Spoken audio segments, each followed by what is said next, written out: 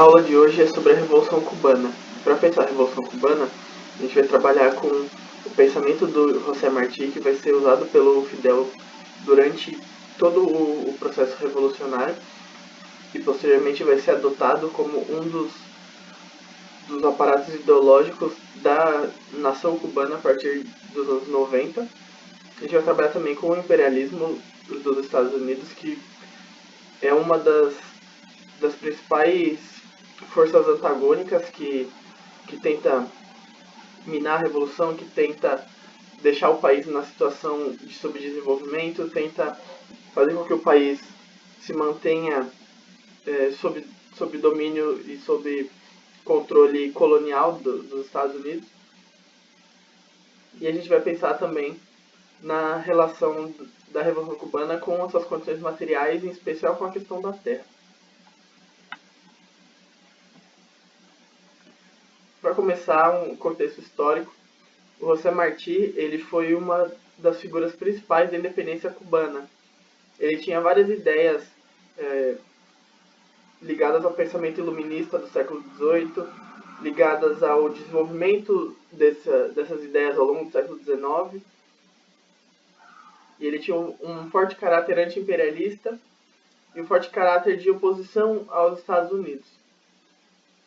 A partir do pensamento dele, que o Fidel Castro vai criar todo o repertório que vai ser usado pela Revolução Cubana pela construção do país. A figura do Martí, ela é importante porque ele é uma figura autóctone, ele é uma figura cubana, diferentemente de Marx e Engels e de Lenin, que são figuras externas. Ele é uma figura cubana que tem algumas ideias que dialogam, de certa forma, com o socialismo, sem ser socialista de fato. Ele tinha algumas questões críticas, algumas questões contrárias ao socialismo. Isso a gente vai ver mais pra frente. No contexto dos anos 60, estava acontecendo a Guerra Fria, que era a disputa entre a União Soviética e os Estados Unidos, envolvendo toda a questão ideológica de capitalismo versus socialismo, de guerra entre as duas superpotências, de desenvolvimento tecnológico, desenvolvimento armamentício, de corrida espacial, todas essas questões. Dentro desse contexto, a geopolítica latino-americana estava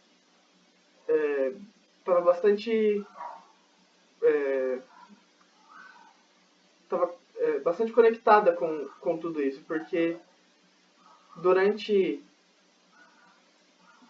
todo o século XX, os Estados Unidos vão se consolidando como essa grande potência mundial e vão consolidando seu repertório imperialista em torno de todo o continente americano.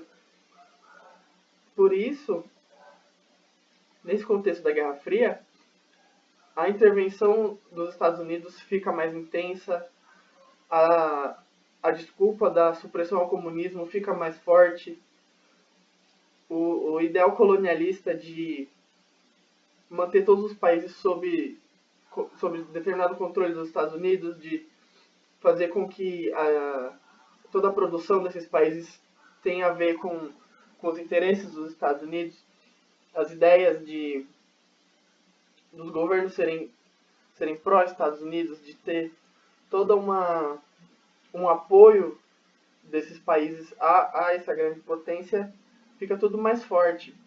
Junto com isso, os movimentos de oposição, os movimentos comunistas e socialistas na América Latina começam a ganhar forma com a vitória da União Soviética, e nesse momento eles começam a tentar procurar soluções para os seus próprios países, a tentar olhar para a União Soviética e pensar a sua própria realidade, pensar como realizar uma revolução, como se livrar desse imperialismo, como se livrar dessa situação de opressão.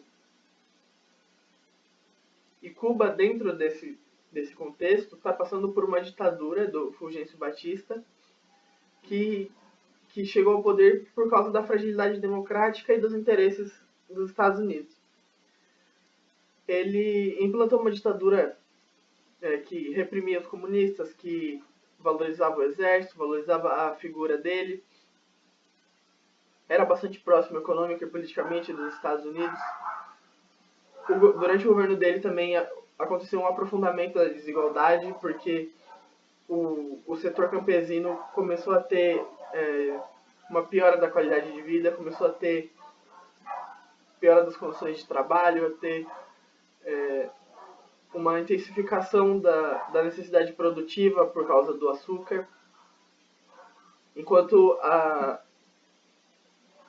nas cidades estava toda uma qualidade de vida um pouco melhor, tinha mais acesso a uma diversidade de produtos, acesso a bens industriais, então criou-se uma desigualdade entre o campo e a cidade que fez com que o campo ficasse em absoluta desvantagem. As condições de vida no campo eram péssimas, o analfabetismo reinava, as pessoas não tinham acesso à educação, não tinham acesso ao debate político, à cultura, não tinham acesso a quase nada. Então esse é o contexto cubano que vai levar à Revolução dos anos 60. Então, a partir dos anos 50, começam a ter vários movimentos de oposição à ditadura. E um deles é encabeçado pelo Fidel Castro, que ao longo dos anos 50 vai ganhando poder político, a sua imagem vai se tornando mais conhecida, e ele vai chegando à conclusão de que não dá para realizar uma mudança na qualidade de vida, não dá para acontecer uma mudança profunda sem uma revolução. Não daria para se manter sobre o capitalismo e esperar uma ruptura, esperar uma modificação do status quo. Então, ele começa a participar de movimentos de guerrilha, de assalto a bancos, de ataque a empresas, a quartéis. E esse movimento guerrilheiro, ele tem como objetivo minar o poder do Batista, diminuir o alcance dessa ditadura, diminuir todo o lado negativo que ela proporciona para o país.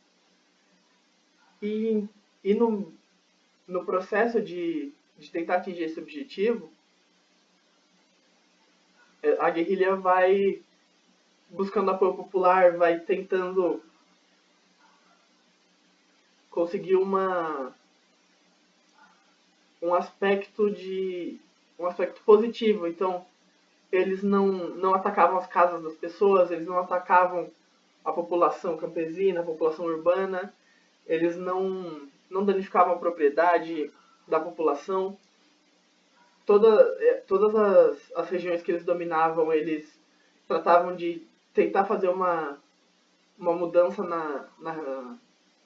no campo, uma espécie de reforma agrária. Eles tentavam melhorar as condições de vida das pessoas daquela região dentro do possível ali para aquele momento.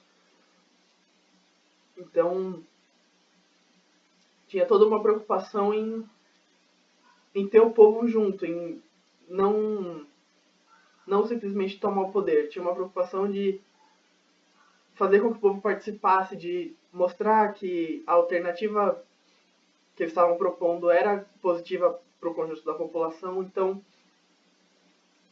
toda a abordagem, todas as ações desse exército, do Fidel, elas eram bastante humanitárias. Ele, no texto dele, A História Me Absolverá, que é a autodefesa dele quando ele é preso por assaltar o quartel de Moncada em 56, ele fala que o próprio exército nacional reconheceu que o exército guerrilheiro não maltratava os prisioneiros, não atacava a população, tentava ao máximo evitar que os soldados do Exército Nacional morressem. Eles tentavam resolver as coisas pelo diálogo, só recorriam à força em última instância. Então, foi se criando uma imagem positiva em torno desse movimento, principalmente entre a população camponesa, porque toda a região rural que eles dominavam, eles tentavam conseguir esse apoio popular, eles tentavam trazer as pessoas para perto e mostrar que eles estavam juntos, que eles eram parte da população e entregar essas forças produtivas em que as pessoas trabalhavam para elas mesmas. Então esse apoio popular, ao longo desses 2 anos de revolução, de 58 e 59, esse apoio popular ele vai crescendo e as pessoas vão se juntando ao exército rebelde e vão auxiliando no abastecimento, na segurança das redes de comunicação, vão cuidando dos soldados feridos.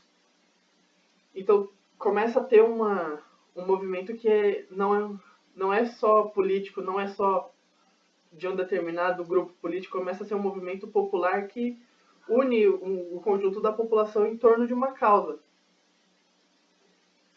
E a população cubana, nesse momento, ela começou a ter uma questão ideológica de unidade, de resistir, de retornar mesmo às ideias do anti-imperialismo, de tentar se emancipar dessa situação, de buscar acabar com tudo isso que eles estavam inseridos. Até que no final de 59, a Revolução consegue tomar Havana, consegue se aproveitar do Exército Nacional que estava mal equipado, que não recebia armamento, não recebia nenhum tipo de abastecimento, por causa de um embargo comercial dos Estados Unidos, porque por mais que o Batista tivesse apoio dos Estados Unidos, era um apoio que pro lado dos Estados Unidos ele era limitado até o momento em que isso era lucrativo, isso era benéfico para os Estados Unidos. Então, entregar armas para essa colônia não era benéfico para os Estados Unidos. E isso ajudou, de certa forma, a Revolução, porque o exército popular ele era pequeno e ele dependia desses pequenos saques, dessa ajuda popular, e tinha essa moral que levava eles para frente. Enquanto o Exército Nacional, ele não tinha equipamento, ele não tinha muito treinamento contra táticas de guerrilha, não tinha essa questão de defesa dessa ditadura, porque o Batista, com o tempo, ele começa a perder apoio popular. Então, tudo isso vai contribuindo para o sucesso da Revolução. Então, a questão interna começa a ditadura começa a entrar em crise, o povo começa a se opor cada vez mais a ela, o apoio internacional que o Batista tinha começou a se perder, então chega um momento em que ele foge de Cuba, abandonando seus generais, toda sua base econômica e política e basicamente deixando o caminho livre pro triunfo da Revolução.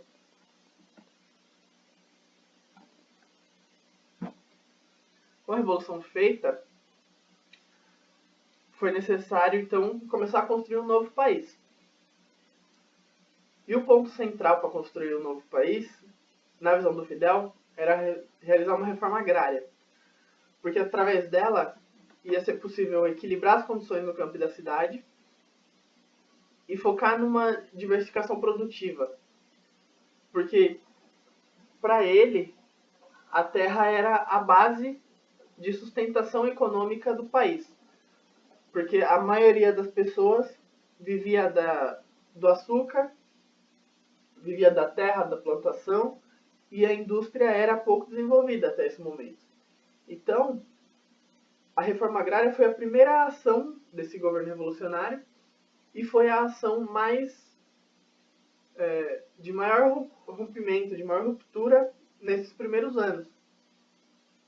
Porque junto dela começou a ocorrer a redução das tarifas de eletricidade, de telefonia, redução do aluguel, aumento do salário mínimo, que são mudanças que não são mudanças estruturais, são mudanças de questões básicas, de consumo, de tarifa. Então, nada disso representa uma modificação estrutural nas relações de produção, nas relações de troca. E a partir dessa reforma agrária, eles começaram a focar na diversificação produtiva. Nos primeiros 5 anos, a partir da Revolução, Che Guevara era o responsável pela economia. Só que ele não era muito próximo das questões econômicas. Ele não tinha muito preparo para lidar com elas. Então ele começou a planejar o país para focar numa diversificação produtiva baseada na industrialização. Ele queria diminuir o foco da produção açucareira e voltar o foco para a industrialização, porque ele enxergava que a industrialização seria a melhor forma de desenvolver o país, de desenvolver tecnologia, de desenvolver as forças produtivas, de fazer com que o país conseguisse se libertar da necessidade de importar produtos industrializados. Só que o problema é que para realizar uma mudança desse tipo, é preciso ter em mente a realidade do país. Então, não adianta simplesmente querer industrializar, começar a produzir todo tipo de produto se o país é reconhecido internacionalmente pela cana-de-açúcar, se todo o foco da produção gira em torno da cana-de-açúcar, se a economia doméstica das pessoas depende desse produto. Então não adianta simplesmente começar a construir indústrias se a base econômica não é realocada também para isso. E esse processo ele acontece junto com uma extensão do embargo dos Estados Unidos que foi feito contra o Batista. Agora esse embargo ele se estendia a todo tipo de produto. Então, com isso, fica muito mais difícil fazer essa diversificação produtiva, fica muito mais difícil ter acesso à tecnologia, ter acesso a produtos industriais, ter acesso ao abastecimento alimentício. E é a partir desse momento que Cuba começa a se aproximar da União Soviética. Porque até então eles tentavam manter uma determinada relação com os Estados Unidos, mas em frente a esse embargo, a essa falta de aproximação dos Estados Unidos, eles optaram pela União Soviética, porque além dos ideais socialistas que já estavam bem fortes nesse momento, a União Soviética ela proporcionava uma estabilidade de mercado, ela proporcionava um mercado controlado com espaço para abastecimento e escoamento dos produtos, e com essa estabilidade seria possível fazer essa diversificação produtiva, ter acesso à tecnologia, ter acesso a especialistas soviéticos, a especialistas do leste europeu que pudessem levar essa tecnologia para Cuba e com isso aprofundar essas mudanças da Revolução. Teria estabilidade o suficiente para mudar o foco das forças produtivas, para mudar a base da economia doméstica das pessoas. Então, essa parceria com a União Soviética, ela vai aumentando e ela tem esse aspecto de buscar estabilidade. Porque no mercado com a União Soviética, todos os preços eram controlados. Então, o açúcar cubano ele não precisava competir com o açúcar brasileiro, com o açúcar australiano. Ele não precisava entrar nessa competição. Então, ele era vendido sempre a um preço já pré-determinado, que não sofria grandes variações, tinha um mercado certo, uma quantidade certa, então eles podiam sempre contar com aquela quantidade, com aquele capital entrando no país. E vocês podiam institucionalizar melhor o projeto de país que eles estavam tentando construir. Junto com essas questões econômicas, Cuba passou a focar bastante no ensino e no desenvolvimento tecnológico. Então eles criaram ensino público em todos os níveis,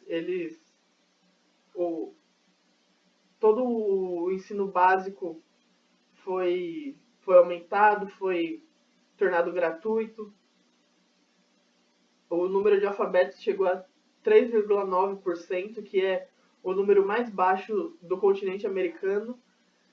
Isso mostra uma mudança profunda naquela sociedade, naquele país, porque de uma situação em que quase ninguém tinha acesso à educação, quase ninguém tinha acesso à alfabetização, chegar a um nível de analfabetos de 3,9% mostra que esse projeto que está sendo construído, ele é positivo, ele traz melhorias para a vida das pessoas, ele traz novas possibilidades, traz aproximação dessas pessoas com o conhecimento. Então, essa mudança no ensino, ela vai ter frutos mais para frente, com o desenvolvimento tecnológico da área da saúde, e, enfim. E esse ensino público, ele é uma das questões fundamentais para um projeto de nação, porque por mais que a ideia do ensino público, de acesso do ensino a todos, seja uma ideia lá do pensamento burguês iluminista, é uma das apropriações que o socialismo faz dessas ideias que dá bastante certo, porque o ensino público e gratuito, ele possibilita que as pessoas tenham acesso ao debate político, tenham acesso à cultura, ao conhecimento, às técnicas, e elas possam agir autonomamente sobre a sua realidade. Então, é por isso que sempre a modificação no ensino é um dos passos principais para uma revolução e para uma construção nacional. É a partir desse tipo de reforma que o país pode se desenvolver sem precisar de especialistas estrangeiros, sem precisar importar tecnologia, sem precisar depender de outros países. Essa é uma das questões-chave para institucionalizar o socialismo, para tornar ele mais sólido e mais consolidado no país.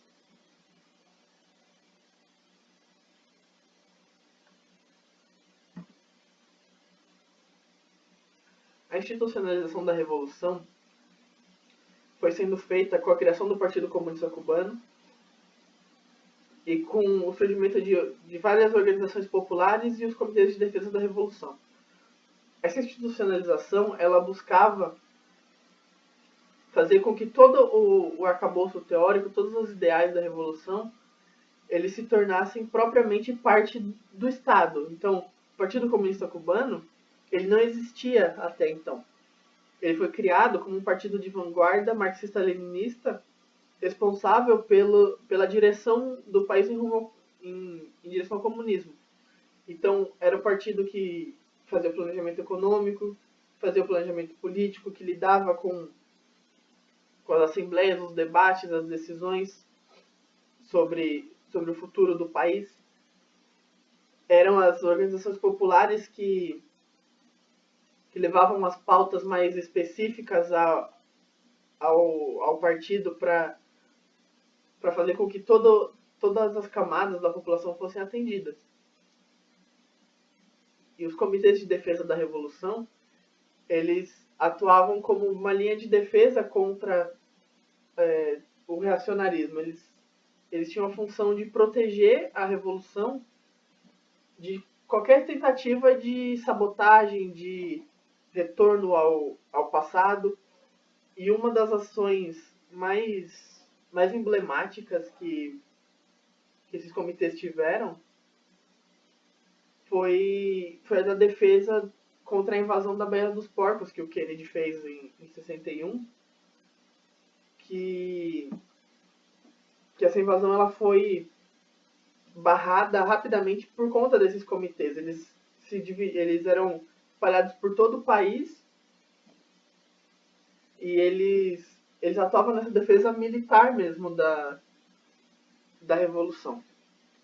Em 76, Cuba fez uma nova constituição que definia que o país agora seria um Estado socialista dos trabalhadores do campo e da cidade, com um partido comunista marxista-leninista responsável pela vanguarda em direção ao comunismo, propriedade estatal socialista sobre todos os recursos naturais, terra e forças produtivas de todos os tipos. Ou seja, a mudança na propriedade ela foi feita em todos os campos produtivos. Porque a reforma agrária era principal, mas não era o único ponto a ser atingido. A reforma agrária ela modificava a situação da maioria da população, porque ela dividia a terra, os latifúndios, dividia toda a terra produtiva entre as pessoas que trabalhavam nela, dando autonomia, dando capacidade de decisão sobre o que plantar, fazendo com que as pessoas recebessem diretamente o dinheiro pelo que elas trabalhavam, então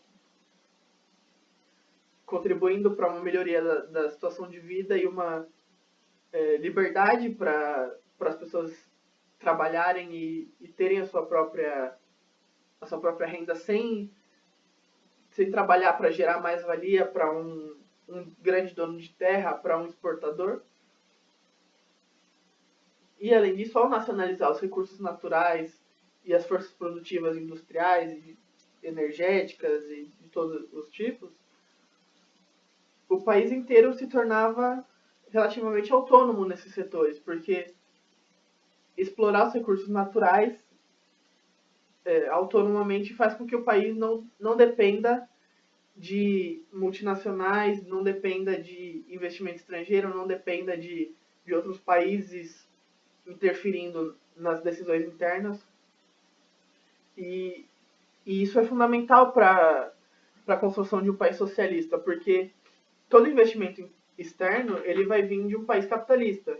E no caso cubano, toda influência externa vai vir dos Estados Unidos, vai vir de algum país que está sob controle dos Estados Unidos, que está sob influência dos Estados Unidos. Então,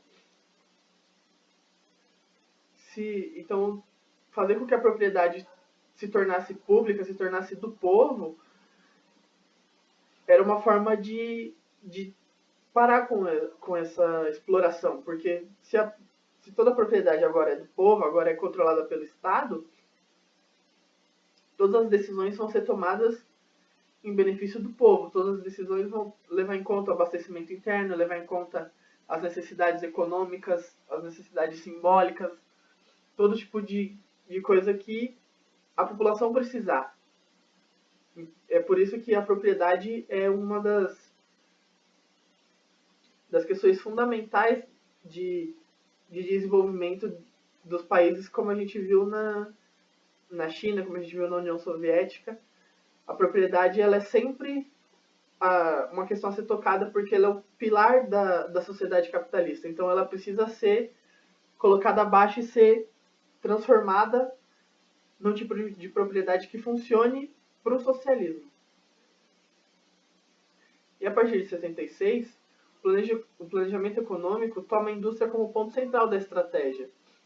Só que, diferentemente dos primeiros anos, agora eles vão levar em conta a estrutura econômica de Cuba e a integração do país no Conselho Econômico de Ajuda Mútua, que era um conselho da União Soviética e dos países do bloco comunista, que era um conselho econômico de que lidava com todas as relações de troca, que lidava com importação e exportação, controlava os preços, contribuía para que os países produzissem o que estava faltando no bloco, desenvolvessem tecnologia para suprir determinado tipo de indústria, determinado tipo de produto que os países precisavam importar do mundo capitalista. Então era um conselho de ajuda mútua mesmo, de vários países tentando contribuir entre si com o que cada país era carente e desenvolvendo forças produtivas para fazer com que toda essa carência fosse sanada. E Cuba entra nesse conselho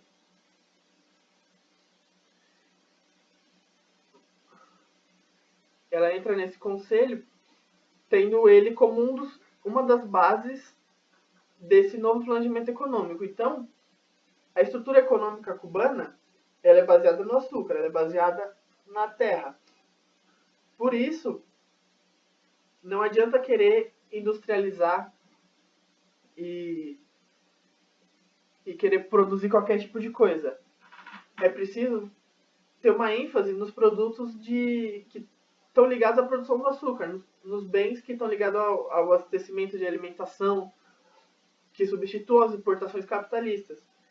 Então, a indústria começa a se desenvolver nesse sentido, de fortalecer a capacidade econômica que o país já tinha e só a partir daí começar a desenvolver outras gamas de produtos. E essa estratégia começa a funcionar.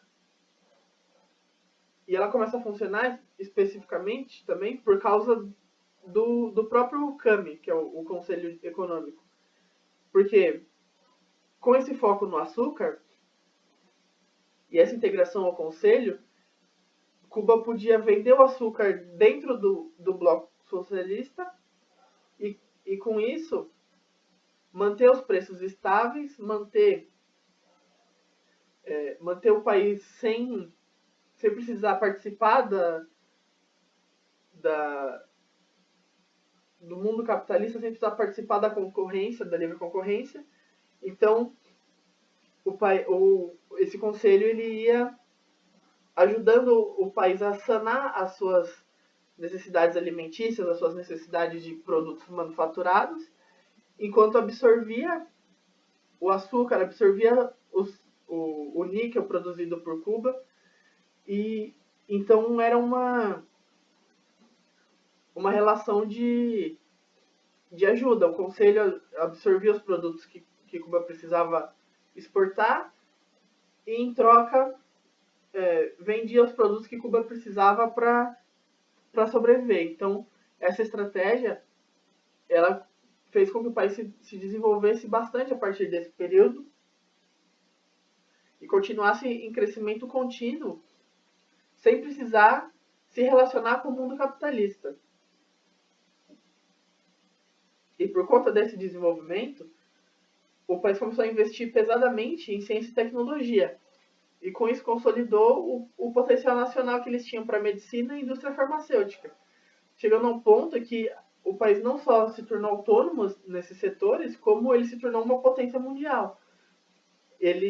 Além disso, ele se desenvolveu e se tornou um destaque na tecnologia do açúcar. Então, Cuba hoje é uma potência mundial em medicina e indústria farmacêutica, como a gente tem na questão da vacina para o coronavírus e tudo isso. E o país não depende de nenhuma força externa para ter essa continuidade do desenvolvimento. Eles mandam médicos para o mundo inteiro, eles mandam remédios para o mundo inteiro. Eles, através do desenvolvimento da saúde, eles colocam em prática os ideais de solidariedade, de ajuda mútua que eles têm muito forte.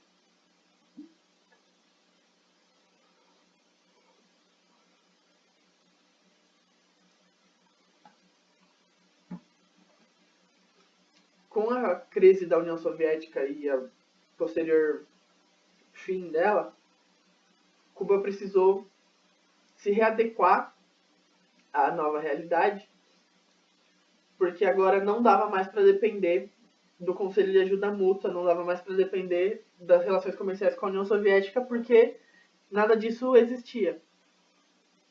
O bloco do leste europeu, o bloco socialista, ele se desfez junto com a União Soviética. Então, o país precisava entrar no mercado capitalista, só que para isso ele precisava se tornar relativamente mais moderado. Ele não podia ter um caráter comunista tão forte e tão limitador dessas possíveis relações capitalistas. Para isso, eles fizeram algumas mudanças na Constituição. Dentre elas, eles substituíram as referências ao bloco socialista pelo internacionalismo proletário, pela amizade fraterna, ajuda, cooperação, solidariedade. Todos esses conceitos, principalmente o internacionalismo proletário, eles estão estritamente ligados às ideias socialistas. Essas ideias elas enxergam o mundo como uma luta de classes entre os povos trabalhadores explorados e as burguesias locais, os capitalistas, como uma questão internacional, como um conflito que, independente do país, da sociedade, da cultura, da formação política, na infraestrutura, esse conflito ele é internacional. Então, o país se compromete a participar dessa ajuda ao internacionalismo, a ter empatia com os trabalhadores do mundo, sem ter um caráter socialista tão forte nessa questão, sem declaradamente manter essa referência ao bloco socialista que remetia à Guerra Fria, sem mostrar essa proximidade com a antiga União Soviética. Então, eles começam a fazer várias mudanças nesse sentido. E outra dessas mudanças é a integração do José Martí ao pensamento revolucionário, ao ideário da revolução. O Fidel Castro, ele dizia que ele não era o líder da Revolução Cubana. Ele dizia que o Martí era o líder da Revolução Cubana. Porque os ideais desse pensador, lá do século XIX, eles foram reapropriados na Revolução Cubana, porque eles se mantiveram forte na memória do país, eles se mantiveram forte na União Nacional. Então, por mais que Marx e Engels tenham sido pensadores fundamentais para a construção do país e para a ideia revolucionária, o Martí, ele caminhava lado a lado, porque ele tinha um pensamento anti-imperialista, ele tinha uma tradição emancipadora que ele criou no país com a independência, e ele era uma figura relativamente neutra, porque ele não era um socialista, então ele podia realizar uma união nacional, ele podia trazer tanto a burguesia nacional, como os camponeses, como os trabalhadores da cidade, os trabalhadores autônomos. Então ele era uma espécie de figura de união nacional que não tinha um caráter socialista. Ele era capaz de unir o país em torno de ser cubano. E aí esse ser cubano, ele tinha todo esse viés socialista, mas ele era mais do que isso. E ao ser mais do que isso, ele podia reunir o país inteiro em torno de uma única causa.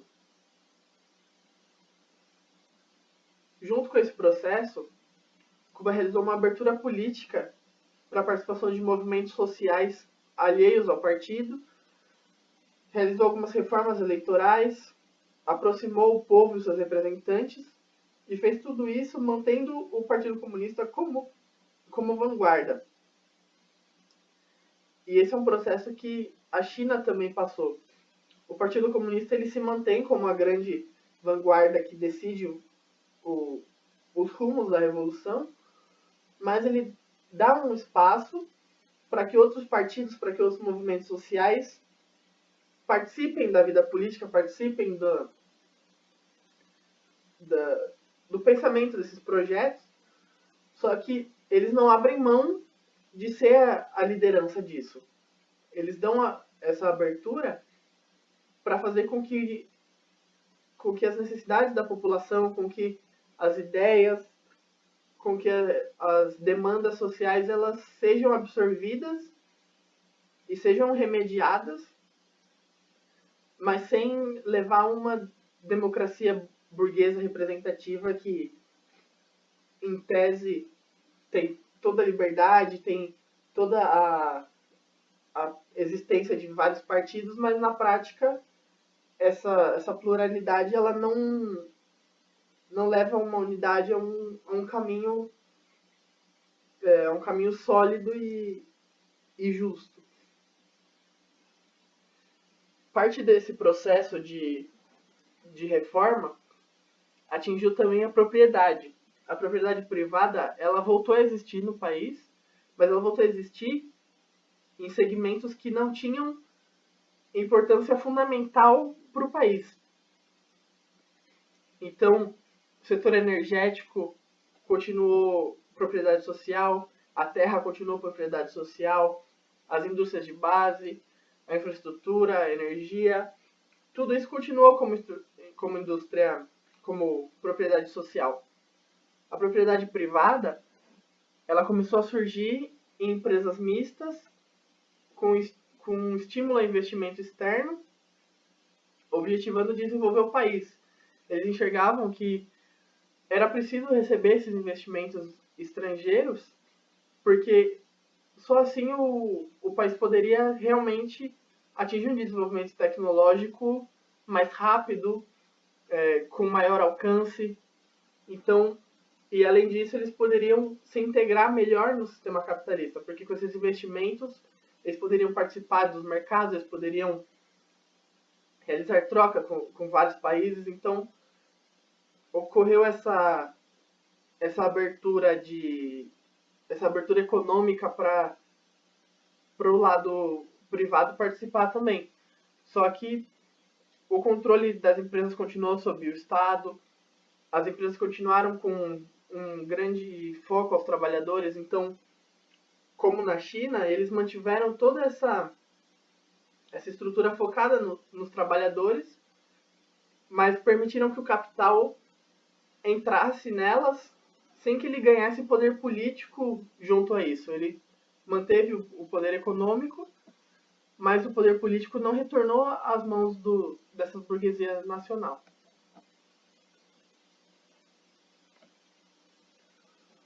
O Martí, ele é uma peça-chave desse processo, porque ele, mesmo ele existindo no século XIX, no imaginário ele se manteve muito forte, e ele se mantém muito forte até hoje. E isso se dá por conta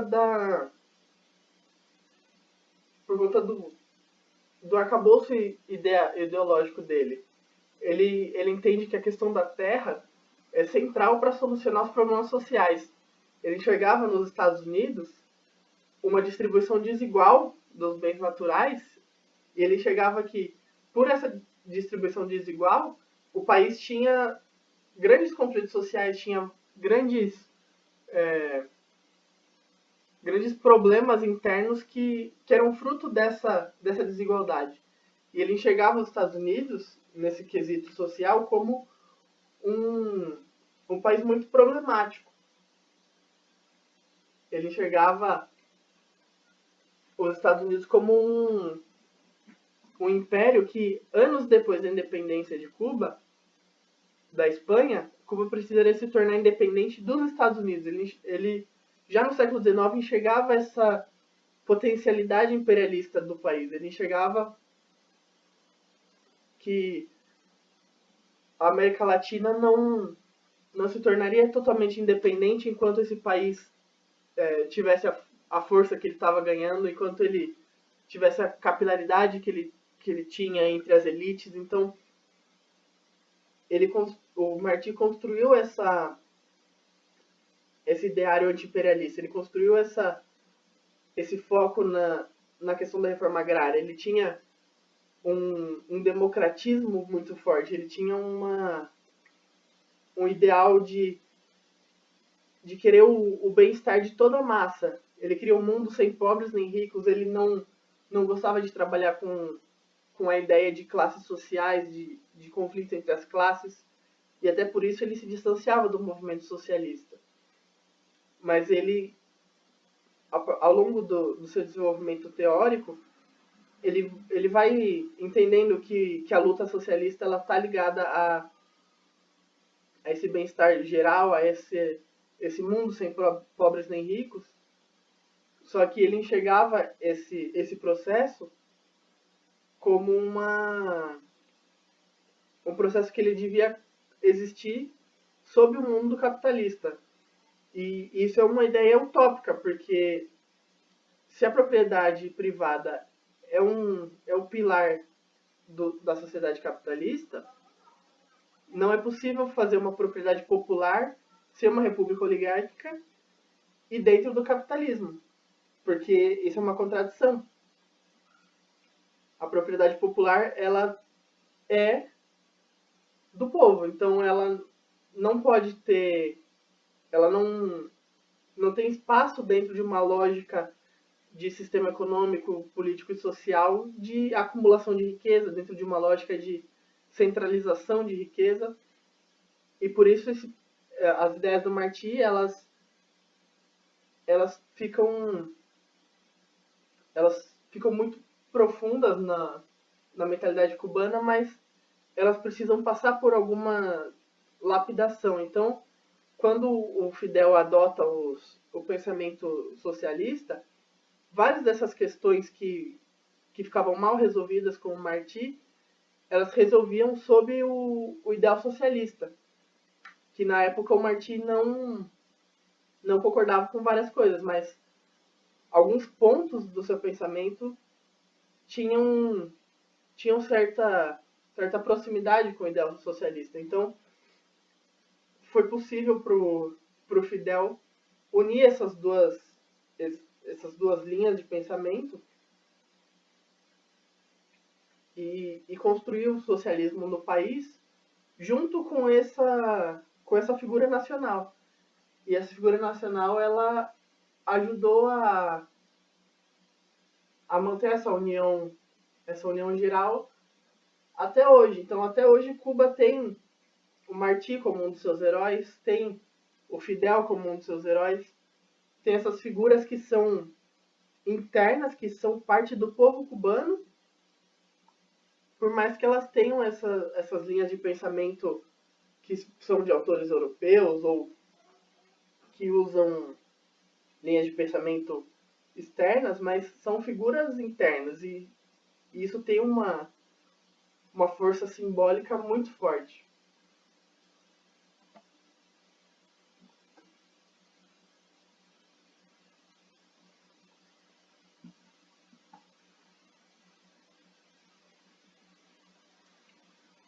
A relação com os Estados Unidos,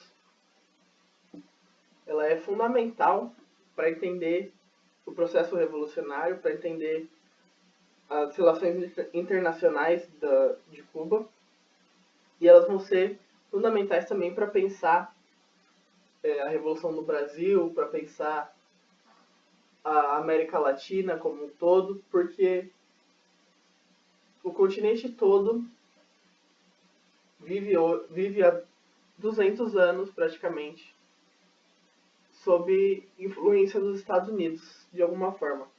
E nos últimos 100 anos, com maior intensidade. Então, um dos motivos para esse domínio, ele está colocado na doutrina Monroe, de 1823, que é um pensamento do presidente Monroe, que ele tinha a ideia de reafirmar o posicionamento dos Estados Unidos contra o colonialismo europeu. No século XIX, está acontecendo todo um processo de independência por todo o continente americano, e os Estados Unidos, que tinham recém se tornado independentes, queriam manter os países independentes, queria manter o colonialismo europeu longe para se consolidar como uma força econômica e política da região. E isso não poderia acontecer com o imperialismo europeu presente naquele contexto. Então, começa um esforço de ajudar os países a se tornarem independentes, de financiar os países logo após a independência para manter as metrópoles coloniais de longe. Só que essa ideia na prática, ela foi muito além disso, porque manteve o colonialismo europeu longe, só que no lugar dele entrou o imperialismo estadunidense. Então, para o resto do continente, não fez tanta diferença assim. Eles saíram nós saímos, né, de um domínio europeu para um domínio que está no mesmo continente, mas continua sendo um domínio político-econômico focado nos próprios interesses, que dita as políticas internas, que substitui governos quando não está satisfeito, que intervém, coloca ditaduras. Então essa postura dos Estados Unidos ela é bastante problemática, porque nos últimos anos ela se expandiu para além da América Latina. Ela foi para o Oriente Médio, ela foi para a Ásia, e é sempre com a mesma narrativa, sempre a mesma ideia de democracia, no caso da América Latina, de combate ao comunismo, de combate ao terrorismo. E todas essas narrativas elas vão contribuindo para que o país legitime de alguma forma suas intervenções, que não tem nada de humanitárias, não tem nada de libertadoras, elas têm um fundo econômico do qual eles não podem abrir mão, e um fundo econômico que eles vão até onde eles precisarem ir para suprir as necessidades econômicas que eles têm. Então, eles vão atrás de petróleo, eles vão atrás de suprimir movimentos socialistas ou movimentos minimamente contrários a eles. E essa postura ela é extremamente poderosa quanto a Cuba, porque por ser um país que geopoliticamente é extremamente importante, porque está próximo ali do Caribe, da América Central, da América do Sul, os Estados Unidos fizeram um esforço maior com esse país. Então, quando Cuba começa o processo de independência, os Estados Unidos auxiliam nesse processo, dão armamento, dão exército, participam da luta contra a Espanha. Só que quando Cuba se torna independente, a Constituição cubana que é criada, ela tem uma emenda, que é a emenda Platt, que é uma emenda feita pelos Estados Unidos, a Constituição.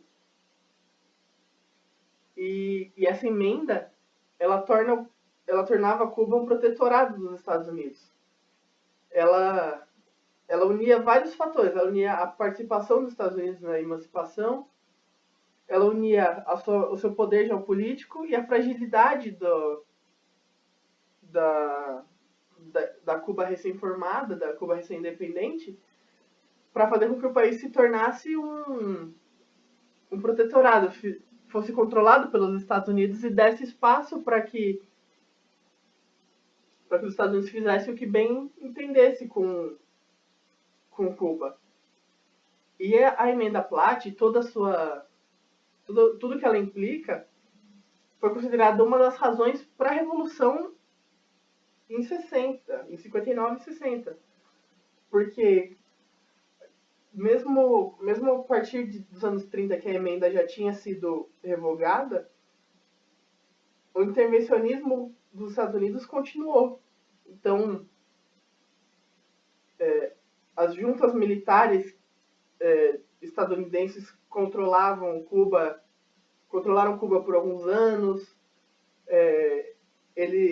Os governos que apoiavam os Estados Unidos se mantinham no poder, os que não apoiavam eram destituídos, sofriam golpes, várias ditaduras foram implantadas. Então, por conta desse intervencionismo feroz, que a instabilidade política do país existiu durante muito tempo. E essa fragilidade é um dos motivos para a Revolução. Além disso, tem o embargo econômico, que foi feito em 58 contra o Fulgêncio Batista, né, por toda aquela questão que eu já falei das armas, do acesso ao poderio militar. Em 62, com a Revolução se estabelecendo como socialista e dizendo que não ia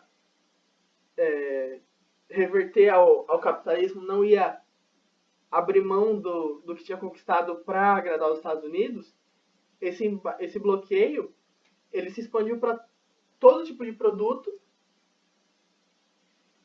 e por ser um bloqueio realizado por uma potência de tamanha proporção, vários outros países aderiram a esse bloqueio, porque ou eles não tinham força política e econômica para fazer isso, ou eles não tinham interesse econômico de romper relações com os Estados Unidos, de criar problemas com um país tão participativo economicamente. Então esse bloqueio ele atrapalhou Cuba durante muito, até hoje, na verdade. E é por conta desse bloqueio que o país hoje parece parado no tempo. Então, olhando a primeira mão, parece que o país continua nos anos 50. E quem não conhece profundamente a história de Cuba acha que isso é de alguma forma intencional ou turístico ou algo assim, mas na realidade é fruto desse bloqueio econômico, porque mesmo quando Cuba se desenvolvia bastante, o bloqueio ele estava extremamente presente. Então, na época que existia a União Soviética, o bloqueio ele não afetava tanto, porque toda a economia foi voltada para o mundo socialista. Mas quando a União Soviética acabou, eles tiveram que lidar com o mundo capitalista, com a questão do bloqueio. Então, esse bloqueio ele fez com que o país não conseguisse desenvolver alguns setores por conta de priorizar questões básicas, como alimentação, abastecimento interno, de roupas, de necessidades básicas. Então, coisas como automóveis, reformas de prédios ficaram para segundo plano. E o bloqueio, até hoje, ele existe porque o objetivo dele é impedir que o país consiga se desenvolver rapidamente, consiga levar o socialismo para a América Latina e o Caribe. Então, o bloqueio ele existe até hoje por conta disso. Os Estados Unidos não querem deixar o país se desenvolver porque eles enxergam que sem o bloqueio o país conseguiria se desenvolver muito rapidamente, se tornar uma potência e conseguir bater de frente com todo o expansionismo geopolítico que esse império tem. Então, até hoje, o embargo econômico ele se mantém. E Cuba não... Uma questão que é bastante colocada quanto ao embargo é que Cuba dependia da União Soviética para sobreviver por conta desse embargo. Só que isso não é a realidade. A proximidade com a União Soviética, além dela ser ideológica, ela era uma parceria comercial, ela não era uma questão de dependência. Cuba conseguiu se manter, conseguiu continuar se desenvolvendo mesmo sem a União Soviética. E agora com as relações com a China, eles continuam se desenvolvendo e eles têm uma parceria comercial. Eles não trocam de país de país tutor, assim, de país que ajuda eles a se desenvolver. Eles mantêm autonomia. E é por isso que o embargo até hoje ele se mantém muito forte. É por isso que quando na sociedade capitalista, quando um país quer acabar com o outro sem propriamente ir lá e atirar nas pessoas e ir para a via da força, o embargo econômico é a principal saída. Porque, como a Venezuela está sofrendo embargo hoje, o embargo econômico ele elimina toda a sua base econômica. Ele impede que as pessoas se alimentem bem, que as pessoas tenham acesso a bens materiais básicos. Ele afeta o desenvolvimento do país, ele afeta as relações de troca, a diplomacia, ele afeta tudo que envolve a sobrevivência do país. Então, o embargo econômico é uma dos piores tipos de sanção que pode existir, porque ele afeta toda a sociedade, principalmente as classes mais pobres. Ele leva miséria para os países. Ele é um problema gigantesco que não pode ser deixado assim como se não fosse nada. Para fechar, só fazendo um apanhado de tudo, né? Então, as condições materiais de Cuba, a desigualdade entre o campo e a cidade, a piora das condições de vida, o desemprego, elas foram um ponto de partida, junto com a instabilidade política, junto com o imperialismo, e a partir delas, o grupo revolucionário, com a sua potência organizativa, com a sua solidez ideológica, com o apelo que eles conseguiram entre o povo, eles atingiram o sucesso, porque eles partiram das condições materiais de precisar começar pelo campo, de precisar ter o campo como participante desse movimento, para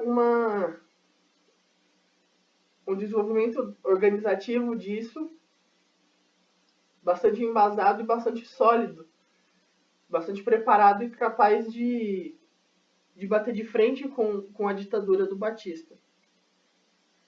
A construção do socialismo, ela precisava levar em conta o imperialismo estadunidense, o embargo e o relativo isolacionismo imposto a Cuba. Então, é por isso que eles procuram parcerias comerciais com a União Soviética, é por isso que hoje eles procuram parceria com a China, porque eles entendem que não dá para simplesmente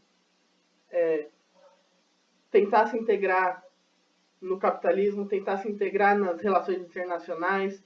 Não dá para simplesmente fazer uma revolução e em seguida colocar uma democracia participativa, uma democracia totalmente livre, porque para os Estados Unidos usarem essa abertura espontânea é muito fácil. Por isso a construção vai tendo esse caráter mais fechado, mais não necessariamente autoritário, mas sem tanta abertura para opiniões divergentes, vai tendo esse caráter de se fechar para o mundo. Porque não dava para instantaneamente se abrir, não dava para dar espaço com tanta facilidade assim, senão a construção socialista ela se perderia e todo o esforço revolucionário teria sido em vão. O papel central da reforma agrária ele está presente em Cuba desde o Martí. Então, quando eles reivindicam o Martí, reivindicam Marx, eles solidificam a questão da reforma agrária. E é por isso que, quando eles, em 76, modificam a propriedade, dão espaço para a propriedade privada, para a propriedade mista, eles mantêm a terra socializada e controlada pelo Estado. Eles sabem que enquanto a principal força econômica do país for o açúcar, for a produção agrária, a terra precisa se manter socializada, ela precisa ser gerida por cooperativas, ela precisa ser propriedade dos trabalhadores.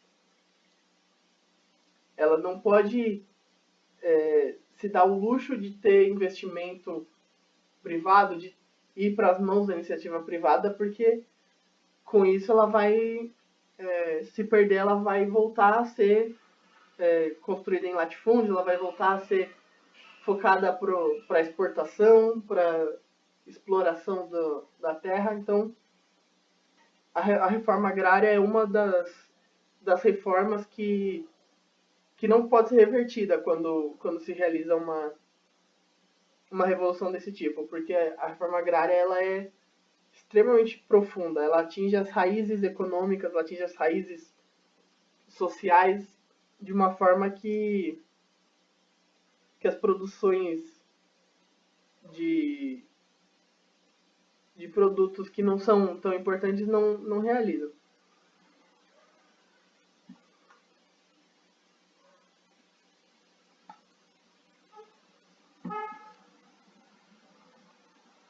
Agora, uma questão sobre o surgimento de fatores de incerteza.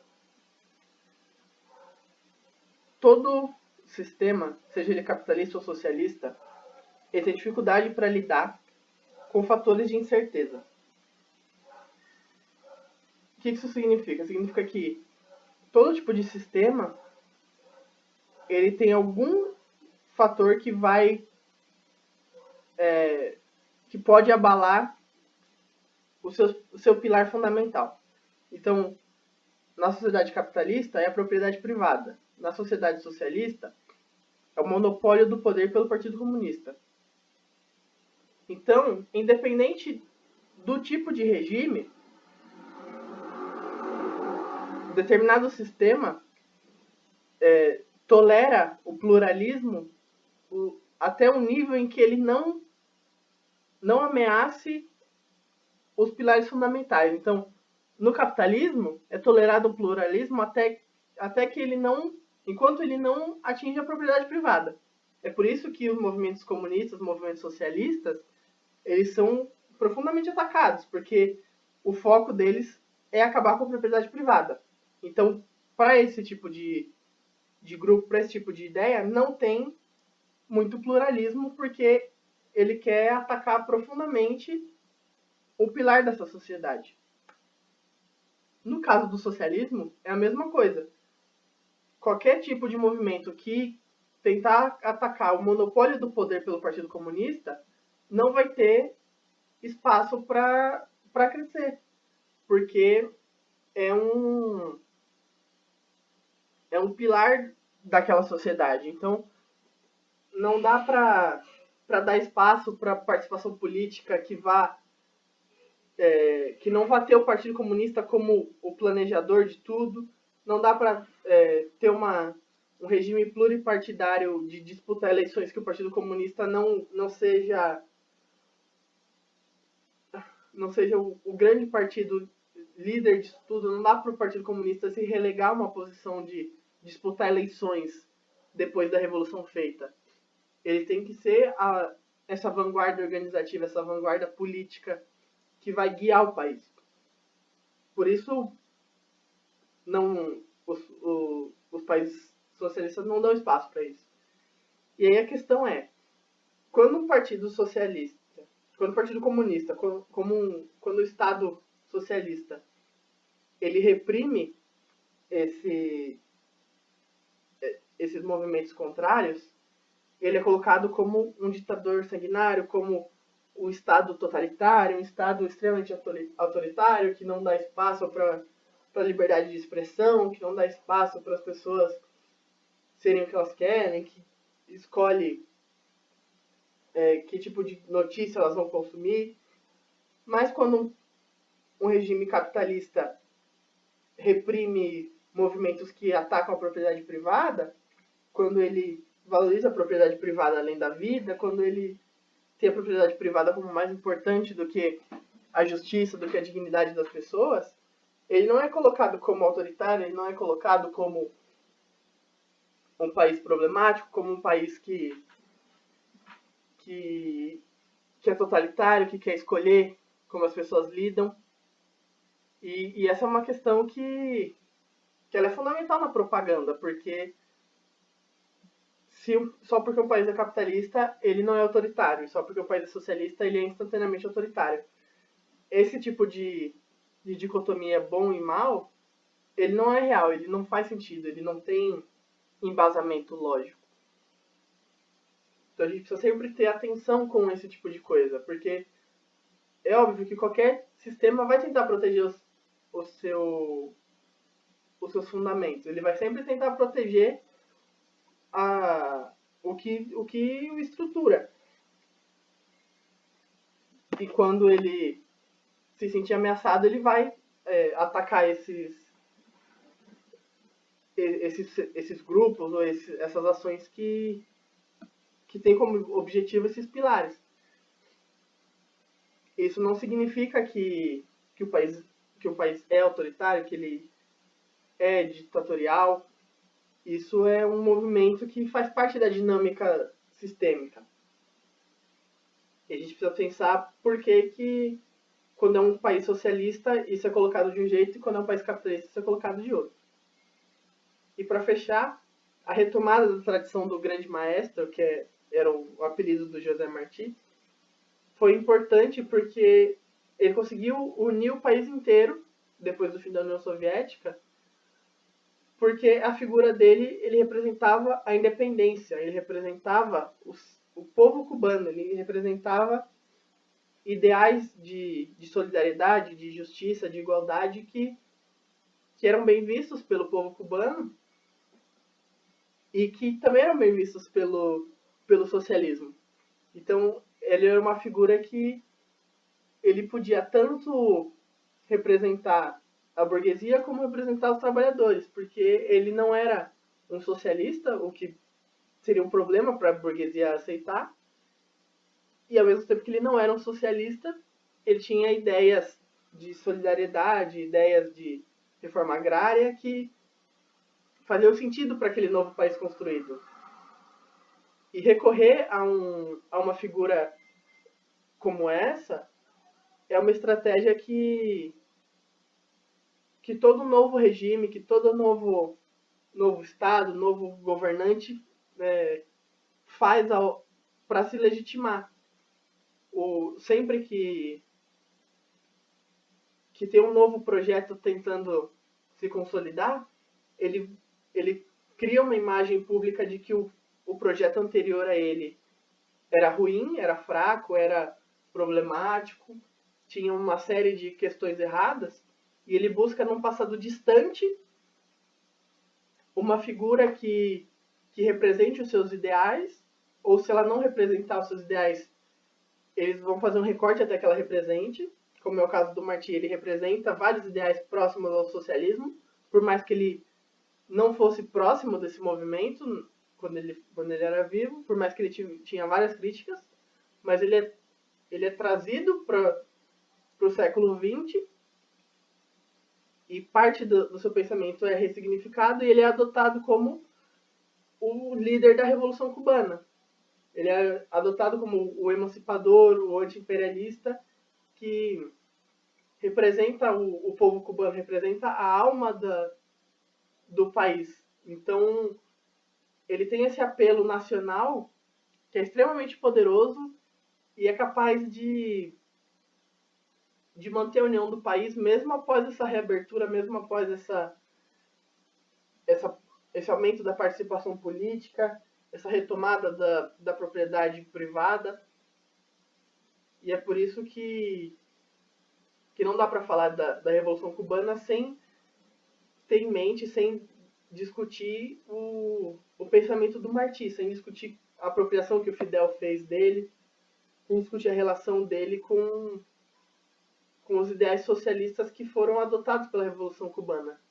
Porque além de adaptar os ideais socialistas para a própria realidade, o Fidel Castro e o Che Guevara eles adaptaram também os ideais do Martí para para a realidade deles. Eles juntaram essas duas linhas de pensamento para fundar um país que, no campo simbólico, é extremamente sólido e nas bases materiais consegue manter o crescimento, consegue se consolidar ao longo do tempo, mesmo tendo um problema internacional bastante forte tentando impedir que isso aconteça.